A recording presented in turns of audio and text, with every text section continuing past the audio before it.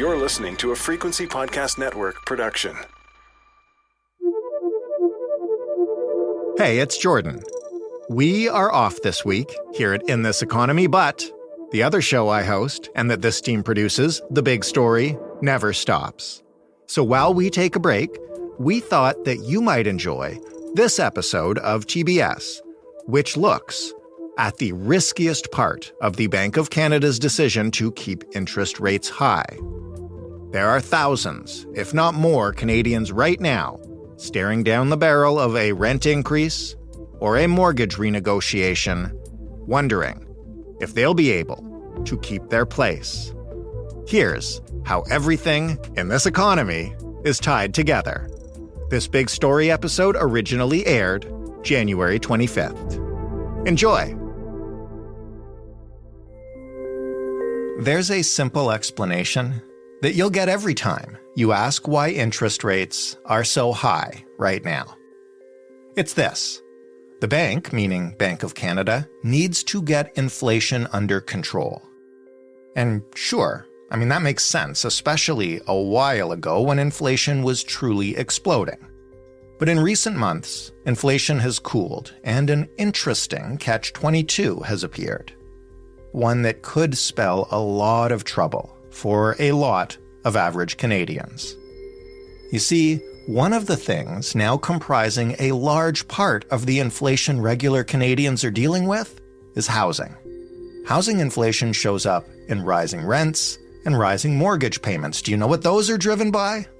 You guessed it, sky-high interest rates. So as the year began, many economists thought that the Bank of Canada would begin to lower those interest rates, maybe not Wednesday when they left them steady, but perhaps as soon as the spring. The phrase, "the worst is over," was used. But what is that worst? Over for who and when? If the bank needs inflation to come back down before it lowers rates, but those high rates are inflating the costs for Canadians who can barely afford to make ends meet, then listen, I'm just a dumbass podcast host, but aren't we playing with fire here? Like, just a little bit?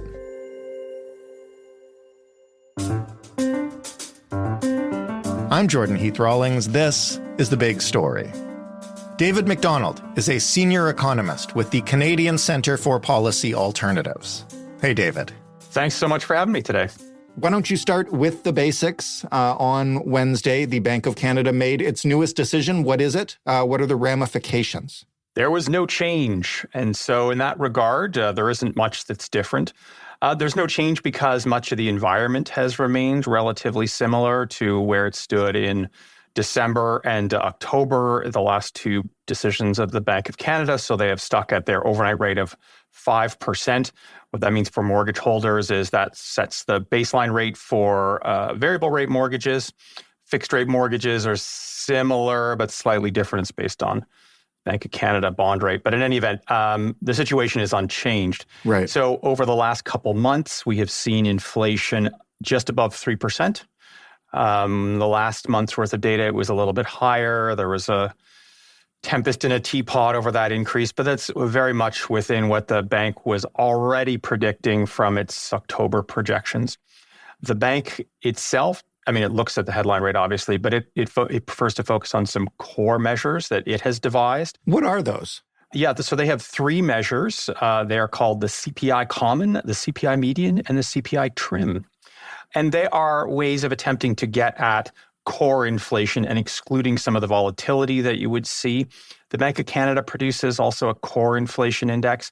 It strips out things like food and gas, which tend to be very volatile, to try to focus on sort of core inflation. Their measures have been coming in slightly higher at the high 3% range over the last couple months. One of the interesting pieces of that is one of the important drivers of inflation now is interest rates. Interest rates are driving inflation in two key areas. One is on mortgage interest costs, and the second one is on rent, because landlords have mortgage payments themselves often. They're going to turn around and try to push those onto tenants, so we're seeing rents go up. The general index and the Bank of Canada indexes include those measures of shelter costs.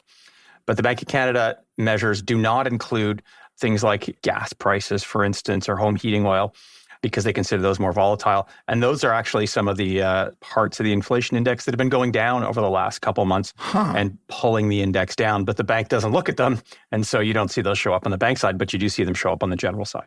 If the whole point of keeping interest rates high or raising them in the first place was to get inflation under control, and as you point out, those interest rates are now beginning to become drivers of inflation, why are we still holding here? I mean, call up Tiff Macklem. They're not talking. I know, yeah.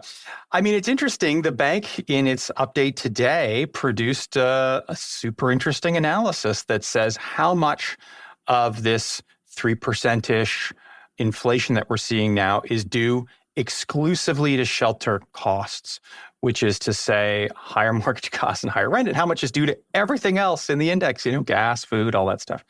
And now it's over half. Over half of the inflation, 1.7% out of 3 is coming from shelter costs. So make it make sense for the group of listeners right now who are staring down, I mean, this is January, they're staring down annual rent hikes, or like some of them, myself included, are staring down a mortgage renegotiation this year. And it seems like these things are at cross purposes.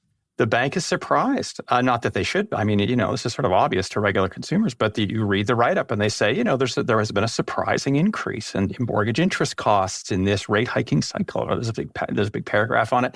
I mean, I think that one of the things that economists do is they think inflation is unrelated to prices, which seems kind of ridiculous, but that inflation will always be affected by interest rates in a particular way. When interest rates go up, inflation goes down. That's sort of the picture that everyone has. When you live through it, though, it turns out that inflation is made up of a whole variety of goods and services. The prices of some of them may go down as interest rates go up, but some of them are also going to go up as interest rates go up. Mm-hmm. And so usually economists are kind of bored with studying the fact that, if interest rates go up, mortgage interest costs go up, which are part of CPI. That's obvious. And so you don't study that. You just study the other pieces. In the real world, though, that's very important. Yeah. I mean, in reading these studies, you don't see that part of the index included. You don't see rent included often when they're looking at, what's the impact of interest rates on prices? And so we're living through that right now. 50% increase in mortgage interest costs since the start of the rate hiking cycle, 12% increase in rent since the start of the rate hiking cycle. And it's going to get worse. The bank put out a paper just last month that said half of mortgage holders have not yet renewed at these higher rates, and they won't until June of this year. That's when the halfway point is. The mortgage holders were used to paying on average about $1,000 a month. By the end of this, they'll be paying $1,500 to $2,000 a month, which is 3 to 4% of their income just going to mortgage payments. That's new. And I think this is underappreciated by the bank. Obviously, they don't run the bank. But I mean, it's a dangerous part of what's happening now is that inflation is staying high in large part because of interest rates, not in spite of them. You mentioned this is, I think, the third or fourth time in a row they've kept these rates steady. The last time we heard from them, and one of the reasons, frankly, we wanted to book you and check in with you today, is people were signaling that this might be around the time the bank would consider finally starting to drop those rates. Was there any hint on that in the announcement today? What do we think about that now as we head towards the spring?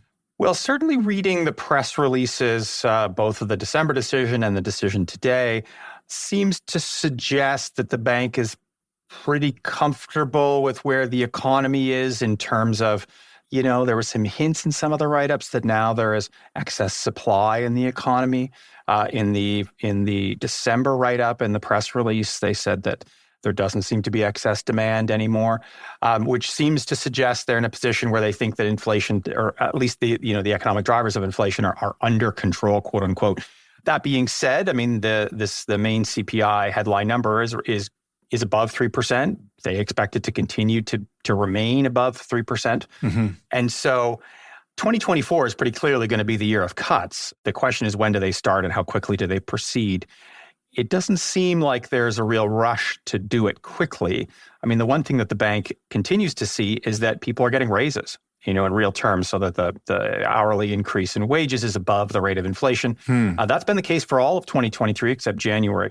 In stark contrast to 2021 and 22, where, workers were getting run over by inflation. But they're clawing their way back. But the bank doesn't want to see that. They don't want to, I think that's one of the last remaining pieces they would really like to see is higher unemployment and lower wage gains to ensure that some workers, don't claw their way back from inflation. They think that this is going to drive inflation, even though the biggest drivers right now are, our housing costs. And so I think that's one of the things they're watching for in, the start of 2024. I know a lot of our conversations consist of me asking you to make things make sense. But as you just pointed out, if mortgage costs and rent costs are increasing so rapidly because of the high interest rates, and the bank is waiting to see more people lose their jobs or at least not get raises. And again, listen, I am clueless on this stuff, so please help me here. But it feels like we are courting the exact same things we would typically, from an average person's point of view as a really disastrous economy for the average Canadian. And I'm wondering, I understand that there's a delicate balance here, but I wonder why we're so eager to go up to what seems to me at least to be the edge of that. We have to understand what the motivations of the bank are. The bank is not targeting employment. They are not targeting GDP growth. They don't, in the end, care what happens there. They have a singular goal as directed by the government of Canada. The government of Canada owns the Bank of Canada and tells them what to do. And the government of Canada said, look, here's your goal, 2% inflation, come hell or high water. If it takes a recession, make it happen. Now, that's not the type of language that's used, but the bank is not targeting employment and it's not targeting GDP growth. It's not to say that it's immune from those pressures. Right. But that's not in the end what its goal is here. And it believes that the route to 2% inflation is the position that it's taking now, which is to say some parts of the inflation index go through the roof so that you have no money to spend on other parts of the inflation index, and therefore overall inflation comes down. Now in 2023, we had zero real economic growth outside of January. The economy didn't grow at all. Now, it didn't shrink. If the economy shrinks, that's a recession, but didn't grow. Right. We don't have the fourth quarter data in yet. Could very well be that we were actually in a technical recession for the second half of 2023. We're at zero, so it doesn't take that much to get below zero. In 2024, the projections that the bank is making are even worse on economic growth, seeing economic growth even weaker in 2024, particularly the first half as compared to 2023. So you're absolutely right. We are courting a recession. One of the other pieces that I think is underappreciated in the economic world are the lag times. There is this sort of assumption that the bank modifies the interest rate by 1/4 point and then inflation comes down by 1/4 point the next month. And that's not how it works. The lag times are in the neighborhood of 18 months to 2 years. Okay. We've got to remember that the rate hikes, they started in March of 2022, but they really picked up pace in the summer. We're not even 2 years in. We'll hit it this summer, but that's really where you hit sort of the peak impact and puts us at most risk of impacts on economic growth, impacts in unemployment and so on. And so it takes a couple of years for them to take effect, but it also takes a couple of years for you to unwind them. Right. And so if things start going badly, you can start dropping rates all you want, but people have already locked in at these higher rates. And so it takes another 2 years to unwind and hopefully maybe get back economic growth because people aren't, spending all their money on mortgage and rent. If the bank starts to see indicators over the next few months, as you mentioned, they're already kind of seeing indicators in terms of how much higher mortgage costs and higher rents are hurting people. Would they still stick towards that soft landing and bring it down gradually? Or might we see, given how close to the edge some people are, more aggressive cuts when they do start eventually? Well, so we're in the soft landing situation right now, and this is worth pointing out. We have seen some increase in the unemployment rate over 2023, but huge increases in the working population due to immigration. And most of those folks got jobs. Okay. We've seen no economic growth in 2023, but it wasn't negative. Insofar as there is a soft landing, we're in it. This is extremely unusual in the Canadian context for us to get inflation down by the amount that the bank wants without a recession. We've never done it before in Canadian history. Are we going to do it this time? Well, so far we have. The question is, can we actually deliver on it and not just end up in a recession, right? At the tail end of last year, the start of this year. I've seen in a couple of places now the indication of, continuing to hold steady, economic growth being sort of non-existent, neither positive nor negative, might be a signal that at some point in the next quarter or so, we'll be able to say that the worst is over for both inflation and interest rates. What are your thoughts on that, and how would we know? I think the worst is over in some categories, certainly in inflation and certainly in interest rates. We're well past the worst in inflation, which was in, June of last year. We're in the 3% range now. That's well below where it was. It's likely to continue to get lower, particularly as interest rates fall and allow mortgage and rent costs to come down. We're almost certainly at the peak of interest rates, which is, I guess, we're in the worst, but it's most likely to get better. How quickly that happens and when it happens, that's not clear, but we're certainly kind of at the worst point, trending towards a better point. Where the worst is probably not over is in job loss and in lower economic growth. This year is likely to be worse than last year. How much worse, I don't know. I think what's underappreciated here is how much mortgage holders are paying in mortgage interest cost, how important consumer spending has been historically to economic growth. We have relied heavily on ever lower interest rates, people renewing, paying that much less every month in mortgage interest, and then spending that money in the economy, driving economic growth. That led to a massive debt overhang. And that debt overhang is really, the chickens are coming home to roost now, 0% interest rates for a long time. Racks up a lot of debt. Right. And when interest rates go through the roof, now you owe a lot more. For mortgage holders, even if interest rates come down, say, a fair amount, 1 or 2 points, it doesn't matter. They're still going to renew at much higher mortgage payments than they had originally when they got, their fixed rate 5-year mortgage. So mortgage rates are going to keep going up for people that renew, even if, they're slightly more affordable 6 months from now than they are today. I will ask you straight up, because I'm sure some listeners are wondering, if you were renewing your mortgage now, you would choose a variable rate, right? Because they're coming down. That's probably what I would do. It does depend on the spread and your own circumstances, but Sure. that may be it. A lot of people are actually, because of the variability that they've seen in variable rate mortgages over the last couple of years, are actually moving to shorter term fixed rates, 1, 2, 3 years instead of the standard 5 years, just because they kind of throw their hands up and say, I don't want my mortgage payments changing every month.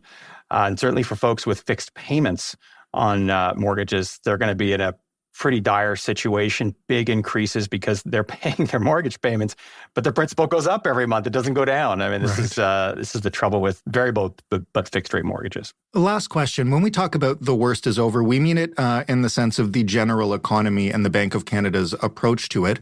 When this is all over, or when we can say the worst is over from an economic point of view, how much of the affordability chaos that Canadians have been experiencing is likely to stick around for a while? Yeah, I mean, the affordability crisis is going to continue for years to come. It'll just continue at a slower pace. Prices aren't going to go down.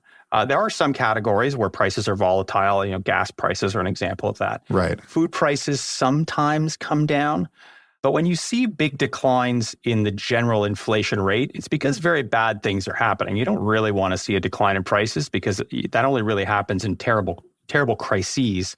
The first couple months of COVID, for instance, was an example of that, where prices came down. But I mean, the economy was shut down. That's not really what you hope for. Right. But I really think that, not only has affordability gotten a lot worse for people, but people have been, relatively insulated in terms of the income side of things. So their expenditures have gone up, but their incomes have been doing okay. For private sector employees, they've largely clawed their way back in terms of wage gain. Public sector employees remain quite a ways behind where they stood prior to inflation. For the regular Canadian, yeah, their costs have gone up a fair amount, but they've remained employed and wages have been going up to some degree. And that is one of the answers to higher inflation is higher wages. If you can pay for those higher costs with higher wages, then you can make yourself whole in essence again. I'm not sure that part of it, might not suffer in 2024. Economic growth, the labor market's been insulated from that to some degree. The job loss, the higher unemployment rate, That certainly happened, but we haven't really seen it come across in the labor market. And so that's my real concern about 2024 is, you might see your expenditures go way up. What happens if your revenues fall in 2024? And that's where the rubber really hits the road for regular Canadians. That's the kind of courting disaster that we were talking about earlier. Yeah, and this is the courting of disaster of not only are your sort of costs on food and gas going up, but you have to renew your mortgage and you lose your job. And that's a very dangerous situation. And, a lot of these threads are going to come together in the first half of 2024. People renewing those mortgages, potential push of this zero economic growth into the job market. At the same time as prices continue to remain high, they're going to continue to get higher, in fact, but just at a slightly slower pace. I mean, that really puts the squeeze on the Canadian consumer that has really been the mainstay of economic growth over the last decade. David, thank you so much for this. As always, feel so much more confident understanding the latest economic data now. Well, thanks so much for having me. David McDonald of the Canadian Centre for Policy Alternatives. That was the big story. For more, including previous examinations of the economic tangle that we are in, you can head to thebigstorypodcast.ca. For questions about the economy or about anything else, you can write to us at hello@thebigstorypodcast.ca, or you can call us and leave a message, 416-935-5935. Remember, we also produce a little show called In This Economy, so if you have a specific question about a problem you're facing because of everything that we just talked about, please hit us up with that too. It's always great when we can explore these issues while helping people. The Big Story and This Economy, for that matter, are available in every single podcast player, and you can ask for them by telling your smart speaker to play The Big Story or play In This Economy. Thanks for listening. I'm Jordan Heath Rawlings. We'll talk tomorrow.